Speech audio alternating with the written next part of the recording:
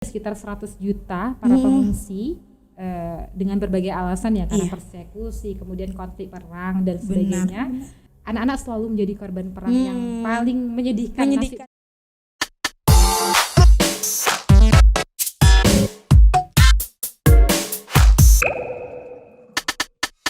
Halo sahabat DP Duafa, balik lagi nih di Beri Manfaat TV. Nah, jadi kita udah masuk ke beberapa sesi ya di Beri Manfaat TV. Jadi hari ini nih kita kedatangan tamu yang luar biasa dari RIC. Nah, apa RIC nanti kita tanya lebih lanjut ya. Mungkin boleh Mbak perkenalan dirinya ke sahabat Dompet Duafa. Oke, terima kasih sebelumnya Oksa. Iya. Halo teman-teman Dompet Duafa, perkenalkan saya Maria Lufa sebagai Direktur di Refugees Empowerment Center. Wah, itu RIC jadi kepanjangannya Refugees Empowerment Center. Oke Kak Mar. Jadi Oksa panggilnya karena akrabnya kita ambil Kak Mar gitu kali ya. Boleh. Iya, jadi Kak Mar atau Kak Maria boleh ya sahabat Dompet Duafa. Jadi bebas nih mau manggil Kak Mar atau Kak Maria ya, sayang gitu. Juga boleh kok. Aduh bahaya dipanggil sayang. Boleh. Nanti boleh komen di bawah kali ya Kak Maria mau panggil sayang. Bercanda. Oke, kita lanjut nih. Oh, jadi Kak Maria, jadi hari ini Oksa tuh seneng banget akhirnya bisa podcast bareng dengan teman-teman dari RIC ya Kak.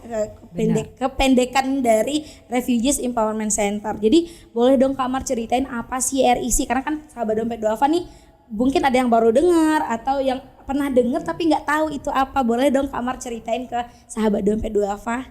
Oke, terima kasih sebelumnya Oksa. Iya. Oke teman-teman, jadi RIC itu adalah salah satu komunitas anak muda di Provinsi Riau, biasanya di Provinsi Riau terutama Kota Pekanbaru, yang mana kita itu fokusnya itu membantu para pengungsi dari luar negeri, terutama di bidang sosial dan juga pendidikannya. Oksa. Berarti ada dua fokus yang terutama nih yang utama. Ada pendidikan, kemudian juga sosial. Selain itu juga riset dan juga komunikasi untuk mendukung dua program tadi, Oksa. Oh iya, keren. Nah, jadi RIC ini sudah kita dirikan sejak tahun 2019 akhir. Tapi nama pertamanya bukan RIC, Oksa. Oh, apa tuh Kak nama pertamanya? Jadi nama pertamanya itu adalah Youth Entrepreneurship Bootcamp. Ada bootcampnya ya, benar. Yang benar. mana atau YEP ya kita. YEP gitu kan. Yang mana ini project atau ide ini itu muncul di akhir tahun 2019, tepatnya di bulan Desember, karena waktu itu kita diminta untuk membuat suatu gagasan kreatif. Oh, tahu nih arahnya kemana nih? Untuk daftar Pilmapres ya? Tahu ya. Pemilihan mahasiswa berprestasi di tingkat jurusan. Oh iya. Nah dulu sebelumnya kan KTI ya formatnya. Iya benar.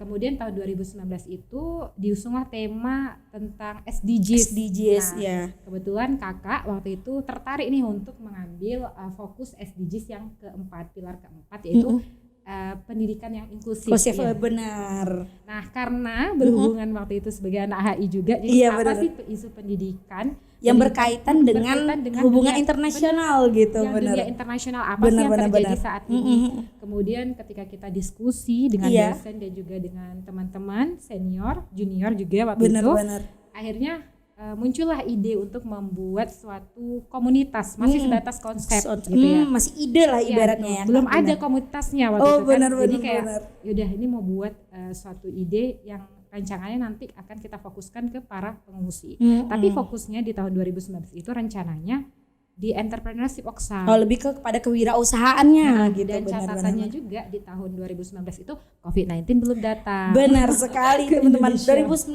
cukup berwarna lah dibandingkan dunia kita berwarna ya. Dunia kita berwarna, dunia kampus kita sungguh berwarna saat itu. Benar. Kesana kesini ya. Oke. Nah akhirnya karena kondisi yang kurang memungkinkan dan juga kita rasa kalau misalkan entrepreneurship itu terlalu kecil ya fokusnya, maksudnya adalah kayak kita kan membernya waktu itu masih mahasiswa gitu kan. Benar. Gimana kalau kita buat suatu project yang lebih luas secara umum, mungkin entrepreneurship ini juga akan dimasukkan ke dalam projectnya YEP. Nah akhirnya kita ganti deh namanya YEP itu ke Refugees Empowerment Center, lebih kepada pemberdayaan gitu. Benar, supaya bisa berlaku juga untuk pendidikan, kegiatan sosial yang lain. Benar. Dan alhamdulillah juga kenapa sampai saat ini RIC itu masih ada yang dulu namanya YEP itu karena dukungan orang-orang di sekitar kita orang hebat. Pasti sih kan Benar. Kak. Jadi kita nggak bakalan bisa nih berjalan sendiri nih untuk membentuk suatu hal yang besar, tapi berjalan sendiri itu bukan nggak mungkin, tapi lebih baik dengan orang-orang yang ramai. Gitu. Benar banget. Oke Kak Amar, jadi berarti kan ada orang-orang hebat yang terlibat dalam RIC melangkah dari akhir 2019 sampai saat ini. Boleh dong di-spill salam-salam gitu, siapa nih orang-orang hebat yang mendukung nih Kak Maria baik di samping, di belakang ataupun bersama-sama gitu untuk membentuk RIC sampai saat ini gitu. Oke. Karena kita saat ini punya 29 anggota, jadi kalau disebutkan 29 kebanyakan. Cukup banyak ya, nanti kita list aja kali ya di kolom komentar gitu. Atau boleh dilihat di Instagram kita. Oh bener, Di sana apa Kak ada boleh di-spill Instagramnya? RIC Indonesia, RIC_Indonesia. Oke, jadi teman-teman yang kepo boleh banget nih lihat kegiatan RIC di Instagramnya ya Kak. Selain di Instagram, di mana lagi Kak biasanya kita update agendanya? Lagi proses pembuatan websitenya sih, Wah. jadi kayak mempercantik gitu website. Benar-benar lagi progres ya gitu. Nanti kalau udah rilis pasti bakal dikasih tahu di Instagram ya Kak. Gitu. Oh iya, Oksa tadi yang orang hebat. Oh iya, ya. benar-benar. Jadi kayak ini orang-orang yang berjasa banget sampai RIC bisa hadir dan bisa bekerja dan kolaborasi dengan lembaga-lembaga internasional dan juga nasional. Itu yang pertama dosen kakak Oksa itu Pak Ahmad Jamaan waktu itu, beliau juga sebagai supervisor kakak. Oh di RIC? Enggak di ini apa? PA, pembimbing pembimbing akademik. Benar. Pak Ahmad Jamaan waktu itu yang nge-brainstorming kakak untuk ini Maria buatnya seperti ini, konsepnya seperti ini, kamu bisa komunikasi dengan ABCD, fundingnya bisa kamu propose kemana aja. Itu Bapak yang mengarahkan. Jadi terbukalah jalan pikiran kakak waktu itu untuk ngebuat dan juga mungkin nge-guide teman-teman sama-sama bekerja gitu ya di RIC. Benar. Selain itu ada juga Bang Erik dan juga Bang Rafki dari UNHCR, United Nations High Commission for Refugees. Itu lembaga PBB yang fokus di penanganan pengungsi. Kemudian juga dosen-dosen yang lain ada Ismi dan juga tentunya teman-teman dari RIC tadi yang 29 orang yang saat ini kebanyakan memang kuliahnya di Universitas Riau, tapi kita juga punya staff yang ada di Jogja UGM. Oh ada di Jogja, luas ya cakupannya dari RIC ini teman-teman. Kemudian ada UIN ya, jurusan psikologi, kemudian juga Universitas Pahlawan Tuan Kutan Busai. Jadi kurang lebih ada sekitar 5 universitas yang berbeda di mana para anak-anak RIC itu belajar di sana. Oke, wah luar biasa. Jadi mungkin lebih balik ke ini sih Kak Maria, ke background dari terbentuknya RIC. So menarik nih, kan memang sini ya, karena kan kakak awalnya berangkat mencoba mencari isu pendidikan di dunia internasional dan akhirnya menemukan untuk memberikan pemberdayaan untuk refugee. Nah, pertanyaannya adalah kenapa refugee? Kenapa refugee yang kakak pilih menjadi penerima manfaat nih dari beragam banyaknya program kerja yang kakak pikirkan gitu? Kenapa harus pengungsi gitu? Apa alasan utamanya gitu? Oke, menarik banget. Jadi ini juga berdasarkan riset jawabannya. Oh iya, oke siap. Ini aku suka nih. Kemarin mungkin podcastnya berdasarkan pengalaman pribadi, ini berdasarkan riset ya sahabat dan Pedava. Kalau kita perhatikan, jadi saat ini tuh ada sekitar 100 juta para pengungsi. Dengan berbagai alasan ya, karena persekusi, kemudian konflik perang dan sebagainya, yang melarikan diri atau menyelamatkan diri lah istilahnya dari negara mereka mencari suaka ya, mencari suaka mencari perlindungan ke negara-negara yang aman, mereka rasa aman. Nah di antara 100 juta ini itu banyak sekali atau berapa persen ya, sekitar 40% ke atas itu adalah anak-anak korban perang. Ya.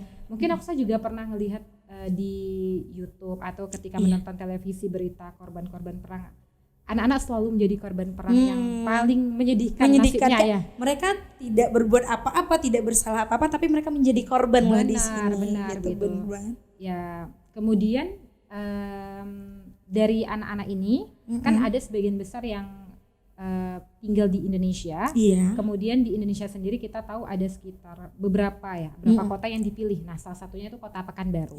Nah, untuk Kota Pekanbaru sendiri itu ada sekitar 200 anak begitu Oksa yang saat ini berdomisili di Kota Pekanbaru, anak-anak pengungsi.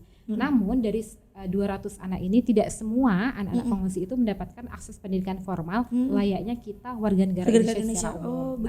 Hal ini terjadi kenapa? Karena memang untuk akses pendidikan mereka atau legalitas bagi anak-anak pengungsi sendiri untuk belajar di negara kita Indonesia secara legal, secara sah ya berarti Iya benar. diizinkan, itu tuh masih terbatas sesuai dengan surat edaran Kemendikbud tahun 2019. Oh gitu. begitu.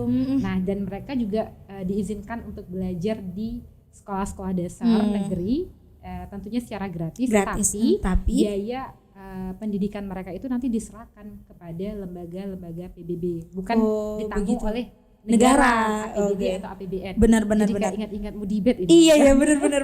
Ini ada background debate sebenarnya kita berdua ya Kak Mar. Jadi ingat nih meriset hal-hal itu bagaimana. Iya, luar biasa banget. Jadi ketika kita turun di lapangan, kemudian kita mewawancarai para guru, kemudian anak-anaknya secara langsung gitu ya, dan juga orang tuanya, kita mendapatkan suatu fakta ya benar. Ada fakta-fakta terselubung yang ternyata yang selama ini tersembunyi mungkin ya Kak Mar. Ya, memang untuk pendidikan sudah diupayakan semaksimal mungkin gitu ya dari negara kita, kemudian juga dari lembaga PBB dan juga organisasi internasional atau NGO yang ada di Kota Pekanbaru gitu. Namun kendala lain yang intinya menjadi gap untuk memaksimalkan efektivitas pendidikan bagi mereka, proses belajar mengajar bagi mereka itu adalah kendalanya bahasa. Kendala perbedaan bahasa itu tadi ya Kak. Jadi anak-anak pengungsi itu mereka kan dari negara yang berbeda-beda, benar. Negara penutur, misalkan bahasa Arab benar. Timur Tengah, Timur Tengah begitu ya. Ada juga dari Afghanistan, paling banyak di sini Afghanistan ya. Itu kalau nggak salah bahasanya Persia, kemudian juga ada Rohingya, benar. Bahasa Burma dan bahasa-bahasa daerahnya masing-masing gitu. Jadi beberapa anak pengungsi itu memutuskan untuk tidak melanjutkan pendidikan mereka meskipun sudah diberikan akses pendidikan itu gitu, benar karena kendala bahasa, sehingga kita menemukan suatu solusi lain. Iya benar. Bahasanya bagaimana nih caranya untuk menanggulangi atau menghadapi permasalahan ini supaya anak-anak tetap bisa lanjut sekolah, kemudian interaksi yang terjalin antara mereka dan juga warga-warga lokal itu juga semakin baik. Kenapa begitu Oksa? Karena bahasa itu adalah salah satu alat komunikasi paling penting untuk gitu, memulai interaksi dengan orang-orang yang ada di sekitar kita begitu ya. Nah pengungsi kan memang mereka boleh ya istilahnya berinteraksi ya dengan warga lokal, tapi bagaimana mereka bisa berinteraksi seandainya misalkan orang tua atau anak-anak sendiri memang terkendala di bahasa tadi, terutama di masa pandemi Oksa. Bener banget. Apalagi 3 tahun ke belakang lah kita lihat ya Kak. Bener. Jadi selama itu ketika surat edaran Kemendikbud tahun 2019 itu dirilis, kan tahun 2019 ya. Iya. Menuju 2021 itu ada sekitar 100-an anak yang mendapatkan akses pendidikan di sekolah dasar. Benar. Sebagian besar itu berhenti gitu. Mereka sendiri memilih berhenti. Iya, karena mereka merasa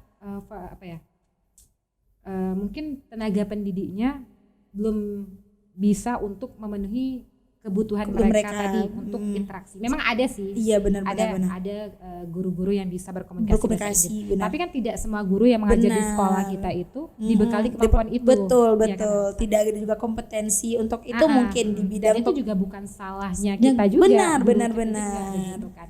Sehingga daripada kita menyalahkan pihak-pihak misalkan yang sudah berusaha betul untuk memaksimalkan pendidikan mereka ya kan. Jadi why not kita sebagai anak-anak muda, generasi muda mencari solusinya gitu, dengan memberikan akses pendidikan belajar bahasa Indonesia. Tidak hanya bahasa Indonesia sih Oksa. Iya. Akhirnya kita juga mengajarkan bahasa Inggris dan juga matematika. Saat ini kita sedang melaksanakan program matematika dan bahasa Indonesia untuk anak-anak musik. Jadi sponsor dari UNICEF. Ada sponsornya seperti itu ya Kak. Berarti ini dari relawan-relawan RIC nih nggak hanya ngajarin bahasa Indonesia ke bahasa Inggris, tapi ngajarin MTK dengan bahasa Inggris kayak gitu ya. Benar. Wow, keren dan banget. Dan ini nggak hanya benefitnya itu dirasakan ke anak-anak saja, tapi kita sebagai volunteer tutor juga belajar untuk upgrade bahasa kita. Bener banget. Jadi kalau bahasa itu tidak dipraktekkan ke kehidupan sehari-hari nggak lancar begitu ya Kak. Bener. Jadi begitulah hebatnya dunia relawan gak sih Kak Mar? Jadi manfaatnya itu hanya bukan ke penerima manfaat aja nih. Kita sebagai volunteernya juga merasakan banyak kebermanfaatan gitu Kak. Jadi tadi juga berbicara nih Kak, ada sponsor, ada kolaborasi dengan beberapa pihak dan lembaga gitu. Boleh dong Kak Mar ceritain udah berkolaborasi dengan lembaga apa saja dan dapat sponsor seperti apa aja sih dari RIC gitu kan? Karena kelasnya standarnya sudah internasional nih dan isunya juga isu internasional, apalagi terkait SDGs ya. Jadi SDGs ini memang lagi digaung-gaungkan dan tahun ini Indonesia jadi tuan rumah G20 juga nih. Jadi banyak nih hal-hal yang internasional ini yang bisa kita bawa nih di tahun ini. Jadi boleh dong Kamar ceritain tentang kolaborasi dan G20 atau G20 tentang sponsorship. Nah gitu ya. Atau tentang dan juga gimana tahu nih bisa berkolaborasi dengan Didi Riau nanti kan banyak kegiatan gitu. Boleh dong Kamar cerita. Amin. Luar biasa ya kalau udah dengar kata kolaborasi. Iya benar, kolaborasi itu kuncinya sekarang. Karena kalau kita sendiri berjalan terasa sangat terombang-ambing. Iya benar. Di sana-sana aja gitu, kita nggak upgrade. Iya, jadi berkaitan dengan kolaborator kita lah ya, ketika kita membuat satu project, merancang satu project dari tahun 2021 mungkin ya, karena 2020 itu masih istilahnya berjalan. Masih tahap perancangan pelan-pelan, benar. Jadi di tahun 2021 ke 2022 ya, satu tahun ini kita sudah berkolaborasi dengan lembaga PBB yaitu UNHCR tadi. Iya benar. Kemudian juga di tahun 2022 ini kita berkolaborasi dengan lembaga Getanyu Foundation dari Aceh yang punya cabang di beberapa negara termasuk Malaysia dan kantornya juga tidak hanya di Aceh saja tapi ada di Medan dan juga Jakarta. Jadi model kolaborasi yang kita laksanakan itu adalah kolaborasi untuk program pendidikan dan juga sosial. Nah, pertama untuk program pendidikan itu dari UNHCR tahun 2021 ke tahun 2022. Jadi di sana kita bekerja sama dengan UNHCR untuk membuat program pendidikan literasi bahasa Indonesia untuk anak-anak pengungsi. Nah, waktu itu kurang lebih sekitar 4 bulan ya. 4 bulan pelaksanaan proyek itu di menjelang akhir tahun ya kita laksanakan proyeknya dan kita melibatkan volunteer dari dari luar provinsi Riau juga begitu. Jadi yang menjadi volunteer kita itu adalah anak-anak Indonesia yang berkuliah di dalam dan juga luar negeri S1 dan juga S2. Wah, terbuka berarti untuk mahasiswa S1 dan S2. Ya, benar gitu. Kemudian di sana juga UNHCR membantu untuk menyebarkan informasi ini sampai informasi ini tersebar ke lembaga UN yang lain. Benar. Banyak volunteer-volunteer yang sangat tertarik untuk ikut kegiatan kita. Nah, waktu itu ada sekitar 25 anak pengungsi yang ikut di kelas. Namun karena tahun 2021 itu pembatasan sosial masih dilaksanakan oleh pemerintah kita. Jadi kita proyeknya secara online aja waktu itu. Kelas online ya.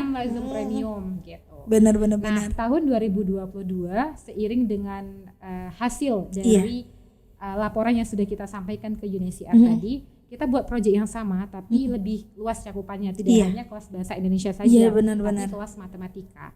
Nah, menariknya para volunteer yang terlibat ini juga kita bayar. Jadi ada fee-nya gitu untuk ini gitu. Istilahnya uang lelahnya atau reward-nya lah gitu Oksa. Untuk mereka yang terlibat dalam proyek ini selama kurang lebih 3 bulan. Begitu. Sehingga para volunteer ini semangat begitu ya. Makin semangat. Mereka nggak tahu awalnya kalau mereka kan diberikan fasilitas reward seperti itu. Benar. Maka kan berarti niatnya dari awal memang untuk volunteering itu tadi, bekerja dengan sukarela seperti surprise gitu. Ada ternyata ada dari kerja keras yang dilakukan, ada nih hadiah sedikit gitu untuk mereka. Oke. Dan menariknya lagi di awal pendaftaran itu kita hanya menampung sekitar 25 anak waktu itu. Namun karena minat anak-anak pengungsi tadi untuk belajar tinggi, akhirnya sekarang kita punya 35 anak. Udah 35 anak yang ikut di kelas itu. Bukan anak saja ternyata Oksa, ibu-ibunya juga. Anak-anak kan nih kami juga loh, tolong dong gitu. Iya, kenapa? Karena mereka ketika di rumah kan mengajarkan anak-anaknya benar. atau bahasa Indonesia untuk interaksi ya. Benar. Sehingga sekarang dari 35 anak itu mereka tidak hanya belajar secara online tapi juga offline. Jadi kita datang ke community house yang ada community house-nya di mana?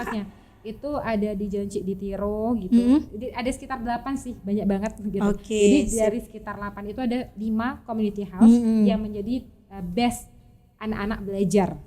Iya, oke. Jadi biasanya anak-anak akan dipasangkan dengan satu tutor, Oke. tapi ada juga yang satu tutor itu memegang 2 hingga 3 anak. Oke, siap. Oke, Kak Mar. Jadi gitu ya, dari banyaknya relawan yang terlibat dalam kegiatan RIC ini, ternyata tadi juga Oksa cukup menarik nih Kak dengan kolaborasi dengan Gentanyo ya Kak. Gentanyo Foundation itu tuh boleh nggak sih Kak Mar gitu ceritakan gitu gimana bentuk kolaborasinya gitu dengan Gentanyo ini? Oke. Menarik. Jadi kolaborasi yang kita jalankan saat ini tahun 2022 akhir dari bulan Oktober sampai bulan Desember, kurang lebih 3 bulan ya Oksa. Itu adalah kolaborasi berkaitan dengan pendidikan dan juga sosial. Jadi lebih luas cakupannya. Lebih dan luas lebih padat ya, juga. benar-benar. Jadi di sana itu kita berkolaborasi dengan Gentanyo untuk membuat proyek literasi pendidikan bahasa Inggris dan juga bahasa Indonesia. Tapi hanya dikhususkan untuk para pengungsi dari Rohingya. Khusus untuk pengungsi Rohingya. Iya gitu. Nah jadi kita memberikan akses belajar lah bagi mereka untuk belajar kedua bahasa ini. Kenapa? Karena pengungsi Rohingya yang baru tiba di Kota Pekanbaru di tahun 2021-2022 itu sangat terbatas di komunikasi bahasa Indonesia. Benar. Jangankan masuk ke sekolah dasar. Benar. Untuk komunikasi sehari-hari biasa aja gitu ya. Itu sangat terbatas. Sehingga hal ini kalau kita tidak segera carikan solusinya gitu, yang sesuai gitu dengan kebutuhan mereka, itu akan menjadi mungkin permasalahan yang cukup besar di kemudian hari beberapa tahun ketika anak-anak pengungsi ini akan melanjutkan pendidikannya di sekolah dasar negeri gitu. Berarti rentang usia anak-anaknya itu sekitar umur berapa? Dari atas 5-6 tahun ke atas itu ada di Kota Pekanbaru. Jadi mungkin kan selama 2 tahun gitu ya kalau kita mempersiapkan anak-anak untuk bisa menguasai bahasa Indonesia dan bahasa Inggris. Ini akan membantu mereka ketika mereka belajar di pendidikan formal. Tidak ada istilahnya kata-kata atau alasan gap bahasa gitu. Gap bahasa lagi karena kita sudah mampu memberikan solusi yang aplikatif untuk mereka. Gitu. Nah, kemudian selain itu juga kita menyediakan sesi konseling dengan mendatangkan psikolog profesional. Berarti ada relawan profesionalnya juga ya Kak, benar. Psikolog, kemudian juga kita mengadakan kegiatan recreational activity-nya juga dan juga ada sport activity sehingga para pengungsi ini istilahnya merasa mereka diterima loh oleh warga lokal. Kami di sini memang pengungsi tapi pengungsi yang di welcome oleh warga sekitarnya seperti itu. Karena kadang ada konflik-konflik istilahnya horizontal ya. Konflik horizontal di antara masyarakat. Anak sos banget nih gitu. Kan kita anak sosial. Benar ya. Jadi ada konflik-konflik seperti itu antara warga lokal dan juga pengungsi ini pasti terjadi. Lumrah terjadi di Kota Pekanbaru. Di luar negeri juga terjadi ya. Ketika suatu komunitas baru hadir dalam suatu lingkungan yang baru, tentu mereka butuh penyesuaian. Benar sekali. Jadi dengan adanya kegiatan-kegiatan yang positif, yang interaktif seperti itu, harapannya konflik-konflik ini bisa kita redam lah sedikit. Betul. Jadi kemungkinan gap bahasa malah takutnya akan terjadi pendiskriminasian itu tadi kan Kak, karena nggak mau tahu berkomunikasi nanti ada saling ejek-mengejek kita nggak tahu ya. Jadi kita menghindari hal-hal itu terjadi di masa depan ya, kita coba deh mencari solusinya sedini mungkin gitu ya Kak, dengan pendidikan tadi, dengan kerjasama dengan Gentanyo tadi ya Kak, Gentanyo Foundation. Satu lagi Kakak lupa. Jadi ada vocational activity juga. Kita menyediakan kelas untuk belajar vokasi montir apa sih kita bengkel gitu montir bengkel ya Kak. Bengkel gitu. Kemudian juga ada kelas merajut.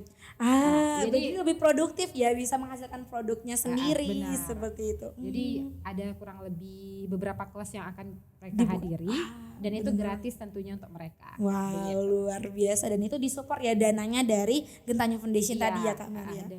Dari Gentanyo Foundation begitu. Oke, keren, luar biasa. Nah, jadi dari banyaknya nih kegiatan-kegiatan keren yang dilakukan oleh teman-teman RIC, pasti dong nggak jauh dari tantangan, rintangan. Pasti banyak sedihnya juga, pasti banyak kadang tuh ada stres, ya ampun ini tuh untuk orang banyak tapi ada stres-stresnya juga nih kita ngelaksanain itu. Pasti pernah kan Kak berada di masa-masa itu? Pernah banget. Pernah, dan ya pasti sedang juga. Dan akan mungkin seperti itu kan. Boleh dong Kak Mar ceritain apa aja sih hal terberat atau tantangan lah ibaratnya Kak Mar dan tim pernah alami gitu selama menjalankan RIC sampai saat ini. Wow. Kalau bicara tentang tantangan ini sangat menarik karena di sana kita belajar banyak hal. Bener Dan banget. tantangan ini nggak hanya dari tantangan internal saja tapi juga eksternal. Seperti itu. Sebenarnya tantangan ini satu hal yang biasa terjadi dalam semua Semua lini hal. organisasi Bener ya, kayak banget. organisasi, komunitas, Lembaga. apapun pasti akan menghadapi hal yang sama. Bener. Salah satunya tadi kalau yang dari internal adalah keaktifan anggota. Itu Itu adalah sepertinya semua organisasi mengalami permasalahan itu. ya benar, itu hal yang lumrah Banget. akan ada seleksi alam. Benar, gitu ya. seleksi alam benar banget. Jadi 29 orang yang saat ini ada di RIC sebelum-sebelumnya itu ada 30-an gitu. Jadi nggak semuanya juga aktif gitu. Benar. Kenapa orang-orang itu tidak aktif? Karena beberapa alasan. Pertama, ketika mereka sudah selesai masa studinya di Kota Pekanbaru, mereka mendapatkan pekerjaan, pindah di luar kota. Jadi tentu beda interaksi, fokus lagi. Beda fokus. Benar. Harus ada hal-hal yang mereka lebih fokuskan, mereka pilih untuk kerjakan. Gitu. Benar.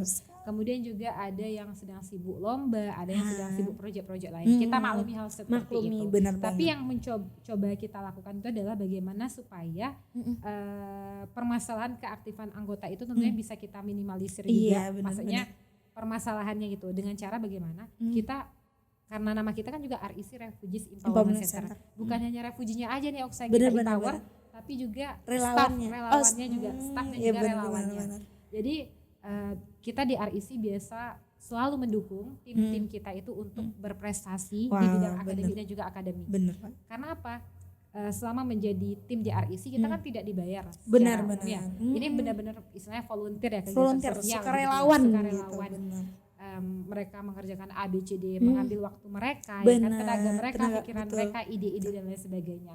Jadi kakak mungkin sebagai seorang leader di sana, direktur di RIC, kakak kepikiran satu cara, oh ya, karena hampir semua staf kita itu adalah mahasiswa, apa sih yang membuat mereka itu istilahnya merasa nyaman dan mereka merasa aku diapresiasi, ada upgrade di diri mereka, juga nih ketika benar, ikut di sini gitu. Jadi ketika tim-tim kita mau ikut lomba esai, debat, KTI, conference dan juga pertukaran pelajar itu sangat kita dukung, kita fasilitasi untuk membuat esainya bagaimana, kita berikan recommendation letternya, kemudian juga kita buatkan surat keaktifannya dan lain sebagainya.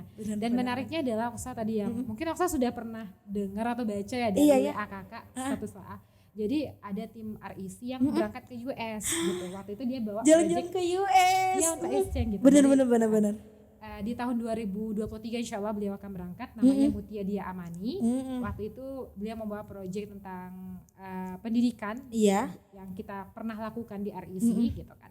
Dan alhamdulillah diterima. Insya Allah akan berangkat. Alhamdulillah. Keren banget ya. Jadi dari RIC meskipun dari banyaknya tantangan itu tadi ya Kak Amar, jadi dicoba dicari solusinya nih, jangan kayak ngestak kita menyalahkan orang lain nih terhadap tantangan yang kita alami, tapi kita mencoba cari sama-sama nih solusinya, di mana letak salahnya, apa solusinya, seperti itu ya Kak Amar. Solusi anak debate lagi ya. Iya bener, gimana sih worst dan best case-nya gitu. Best skenario-nya ya. Iya, best skenario-nya seperti apa. Oke. Luar biasa. Jadi kalau misalkan nih dari internal ya, kalau dari eksternal tadi gimana Kak Amar? Jadi kalau dari eksternal itu sebenarnya kayak lebih ke penerima manfaatnya tadi. Benar-benar. Memilih diksi penerima manfaat karena bicara sama anak. Iya, apa penerima manfaat memang atau beneficiaries lah. Jadi kayak pengungsi itu kan yang ikut kelas kita itu kebanyakan anak-anak ya Oksa. Iya gitu. benar. Dan mereka juga attend public school selain join di program kita gitu. Nah terkadang mereka itu tidak selalu punya waktu luang gitu untuk ikut di project yang sudah kita tentukan jadwalnya. Iya, gitu kan. iya. Jadi istilahnya seleksi alam itu tidak hanya terjadi di kita dari staff, internal tapi gitu ya. seleksi alam yang terjadi di para penerima manfaat juga. manfaatnya. Benar banget, benar. Itu satu hal yang sangat lumrah. Sehingga ya sudah gitu kan, kalau misalkan memang itu tidak bisa kita temukan lagi solusinya bagaimana, kita rekrut lagi anak-anak baru yang mereka juga excited, interest mereka untuk ikut kegiatan ikut kegiatan itu. Dan alhamdulillah meskipun ada yang keluar misalkan 1-2 anak kita ya berhenti di tengah jalan, 5 atau 10 datang gitu. Jadi ibaratnya kalau pepatahnya mati 1 tumbuh 1000 itu bener banget ya Kak. Jadi kalau kita berniat baik bakalan ada hal baik lagi yang datang gitu. Gak apa-apa nih mungkin kita awalnya kecewa nih, apakah anak ini keluar karena kita nih, kita kan berpikirnya kesana tim overthinking tuh suka gitu guys. Jadi kepikiran apa gitu yang salah apa yang salah nih diri saya, tapi enggak deh, ternyata ada ganti yang lebih baik yang Allah janjikan nih ke kita seperti Benar, itu kan benar, benar. Kamar. Iya. Jadi Masya luar Allah, biasa. hikmah ya. Hikmah ini, pandai-pandai mencari hikmah kalau udah jadi selesai masih tahun akhir tuh memang gitu ya Kamar. Pandai-pandai mencari hikmah. Makin apa telat. Iya, nggak masalah Kamar. Jadi kan banyak nih ternyata dari tantangan itu ternyata nemuin solusi yang luar biasa ya dari Iya, teman-teman tim RIC. Jadi kan nggak hanya Kak Maria selaku direktur utamanya ya Kak Mar tadi, tapi bersama dengan tim juga mencari solusi dan segala macamnya gitu. Mungkin ini sih Kak Mar, apa sih harapan terbesarnya Kak Mar? Misalkan mungkin kan di Pekanbaru nih masih jarang nih kita dengar ada komunitas yang bergerak di bidang kerelawanan terhadap para pengungsi atau pencari suaka ya Kak Mar Iya, kita betul. bilang. Jadi mungkin apa sih Kak Mar harapan terbesarnya nih dari awal Kak Mar membentuk RIC bersama dengan tim nih, apa sih harapan terbesar Kak Mar yang mungkin bisa relawan lain terapkan atau terhadap RIC sendiri, apa sih harapan terbesar Kak Mar yang ingin banget semoga terwujud gitu. Oke, menarik ya harapan. Sebenarnya banyak banget harapan. Banyak kalau di list nih bisa sampai panjang nih Iya, teman-teman. oke. Tapi harapannya itu adalah pertama jiwa kerelawanan yang paling utama itu adalah Iya. tetap ada gitu di Bener banget. dalam diri kami pertama staff di RIC sendiri. Kenapa? Karena dari awal kita dibentuk RIC itu kita punya visi dan misi. Gitu Iya kan. benar Kita banget. bekerja tanpa istilahnya awal ya tidak akan melihat apa ya? Apa yang secara didapatkan uang. Iya, gitu, benar. benar. Istilahnya kayak terlalu money oriented Iya, gitu benar kan. banget. Karena memang sesuai visi kita ya udah kita bekerja di sana, kita mengabdi di sana istilahnya untuk memberikan kesempatan yang lebih baik bagi orang-orang yang mungkin tidak seprivilege kita begitu, Benar Oksa, banget, gitu. benar. Untuk mewujudkan hal tersebut, yang paling kita butuhkan itu selain kerja sama tim juga adalah kolaborasi yang tercipta. Tadi kita udah ngobrol-ngobrol sedikit, ya Sedikit tentang ya kolaborasi benar-benar. ya. Di belakang layar Nah, sebenarnya udah kami ngobrol berbicara tentang banyak. itu. Oke. Jadi kolaborasi itu akan membuat suatu project itu lebih maksimal. Benar banget. Apalagi kolaborasi yang tercipta itu adalah lembaga-lembaga yang mereka punya fokus yang sama, Benar. punya visi yang misi yang Benar sama gitu banget. kan. Kenapa nggak kita lakukan secara bersama-sama Iya. dengan dampak yang lebih luas? Bener ya nggak, banget, Oksa? makin besar cakupan penerima manfaatnya itu tadi kan Kak Mar. Jadi selain memikirkan tentang oh ya kita nge-branding organisasi kita atau Benar, lembaga kita, benar banget. tapi kita juga memikirkan bagaimana caranya supaya penerima manfaat ini bisa double manfaatnya. Gitu ya. Bener, Kalau bener, mungkin bener. dengan satu istilah tangannya RIC itu bisa ngebantu sekitar 50 anak pengungsi untuk belajar matematika, bahasa Indonesia, bahasa Inggris atau kegiatan lainnya yang bermanfaat. Mungkin dengan kita bergandengan tangan dengan dompet duafa Iya, atau bener. lembaga-lembaga lain, Lain, ya, bener kita nggak sebutkan yang lain ya. Iya, mungkin lembaga-lembaga yang lagi nonton ini mungkin kalau punya interest ingin berkolaborasi dengan RIC boleh banget ya kan Iya, Kak Mar. benar. Selama itu juga lain lah dengan visi dan misi Bener kita. banget. Kita juga bisa memberikan apa sih yang bisa kita Bener berikan banget. untuk mereka dan apa yang bisa kita minta bantuan dari mereka. Bener begitu. banget. luar Nah biasa. karena apa ketika kita berkolaborasi atau bekerja sama dengan pihak-pihak lain, mereka kan punya ide-ide yang mungkin nggak pernah tercetuskan Oksa, Iya betul di betul. kepala anak-anak RIC. Ya Bener nggak? banget. Karena kan Diskusi. setiap kepala itu unik ya kan Kak. Benar. Maksudnya tuh bisa memunculkan ide yang berbeda-beda gitu. Betul banget. Jadi ketika kita itu berdiskusi dengan orang-orang yang mungkin punya pengalaman membuat proyek yang berbeda, kita makin terbuka, nge-brainstorming bareng-bareng gitu ya. Oh Iya. ternyata misalkan nih kita punya business atau punya barrier yang sama sebenarnya sama Benar, mereka, benar, tapi benar. ternyata solusi yang dulu pernah kita aplikasikan itu kurang Efektif mungkin. gitu. Ya, Jadi benar-benar. ternyata solusi yang si B lakukan itu lebih efektif. Jadi kita bisa nanya, oh apa sih tips dan triknya begitu ya. Iya, luar biasa. Memang itu mungkin harapan Oksa juga, mungkin teman-teman di Divi, teman-teman komunitas lain mungkin yang ada entah di Pekanbaru atau di Riau atau malah senasional dan internasional Iya, gitu ya. iya, benar. Makin banyak kolaborasi mungkin bakal lebih besar cakupan penerima manfaat, hal yang kita berikan lebih banyak seperti itu ya kan Kak Mar. betul. Oke, sip. Oh mungkin kita udah di penghujung acara nih Kak. Nggak Penghujung terasa. acara nggak tuh bilangnya kayak Karena MC. biasanya Kayak biasanya sebagai MC kondang enggak tidak ya. Terus apa Amin, namanya? amin loh. Amin. Ya, amin. Jadi mungkin udah banyak banget nih denger RIC dari tadi tuh kayak merinding sendiri gitu loh, maksudnya banyak ternyata di dunia ini, di dunia yang kata orang-orang sudah tidak baik, tapi ternyata masih banyak nih orang-orang yang berorientasi untuk kebaikan kepada orang lain gitu. Iya, Itu yang luar biasa. Kadang suka terharu gitu sih, maksudnya ternyata banyak nih orang-orang tuh gak selfish, gak memikirkan diri mereka sendiri loh, tapi mereka memikirkan gimana ya saudaraku yang kekurangan di bidang ini, Iya, aku betul. punya privilege, apa sih yang bisa aku berikan gitu ya kan Kamar. Last deh Kamar, closing statement gitu, boleh kasih gitu motivasi Cile. Udah kayak Maria Teguh suruh kamar. Maria Teguh ya. Jadi boleh dong kamar kasih motivasi buat relawan hebat sahabat dompet duafa biar mau nih lebih bisa memberikan kebermanfaatan yang besar untuk orang sekitar. Boleh Kak Mar? Oke. Jadi kata-katanya sebenarnya nggak banyak sih. Jadi kayak aku lupa nih Yongsa, apa ini hadis atau apa, tapi aku pernah baca kayak wallahu fi aunil abdi madamal abdu fi auni ahihi. Allah itu akan selalu menolong hambanya selama hambanya itu menolong saudara-saudaranya yang lain. Benar gitu. banget. Jadi itu satu kata yang selalu kakak pegang, kakak jadikan prinsip dalam diri kakak. Kan kita nggak semuanya punya istilahnya privilege untuk memiliki kelebihan, kita mampu di bidang A, B, C, D. Benar ya kan? banget. Kemudian ada saudara kita yang mungkin belum mampu di bidang itu gitu kan. Kita punya istilahnya source gitu, orang-orang yang mungkin bisa kita gandeng. Benar banget. Ada isu gitu, ada isu, ada kepercayaan yang orang berikan kepada kita, yang dengan kepercayaan itu kita bisa membuat orang lain untuk mampu bersama-sama bekerja, mengabdi untuk masyarakat, lingkungan sekitar kita, untuk agama, bangsa dan juga negara. Kalau misalkan kita nggak menemukan orang baik di sekitar kita, jadilah satu di antara orang baik itu. Keren banget.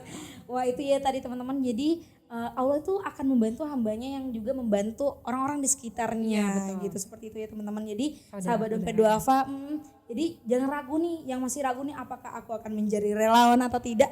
Ternyata dunia relawan itu seseru itu ketika udah kita selami lebih dalam ya kan kamar. Jadi banyak nih mungkin yang beranggapan orang duduk aja di stadion dapat duit gitu kan. Ini kita kerja banyak pantang-panting tapi nggak dapat duit di dunia kerelawanan. Enggak teman-teman, esensinya banyak lah yang bakalan ternyata yang kita dapatkan seperti yang kamar. Dan intinya sebenarnya adalah ketika kita ngelakuin sesuatu kadang kita nggak sadar kebaikan yang kita lakukan tuh se-impact itu untuk orang lain. Bener banget. Seberharga itu, se-precious itu gitu Oksa. Dan jangan pernah capek untuk jadi orang baik karena kebaikan yang kita lakukan untuk orang lain itu belum tentu akan dibahas sama orang itu, tapi mungkin Allah udah mempersiapkan orang lain untuk bantu kita ketika kita kesulitan. Bener banget. Aduh seneng banget hari ini bisa sharing dengan Kak Mar hari ini. Ya ampun Kak Mar, makasih banget nih udah datang di podcast Bermanfaat TV. Semoga kita ini ya kolaborasi kita nggak hanya rencana belaka, semoga bisa nih di kemudian hari kita implementasikan. Oke sahabat dompet duafa, itu dia tadi sharing yang luar biasa banget bareng dengan Kak Maria selaku Direktur RIC. Buat teman-teman yang masih kepo nih tentang RIC, boleh banget pantengin Instagramnya. Nanti kita akan taruh di description. Teman-teman, kalau menurut teman-teman konten kita hari ini bermanfaat, jangan lupa like, comment, dan share ya ke teman-teman kamu. Sampai jumpa lagi di Bermanfaat TV selanjutnya. Dadah.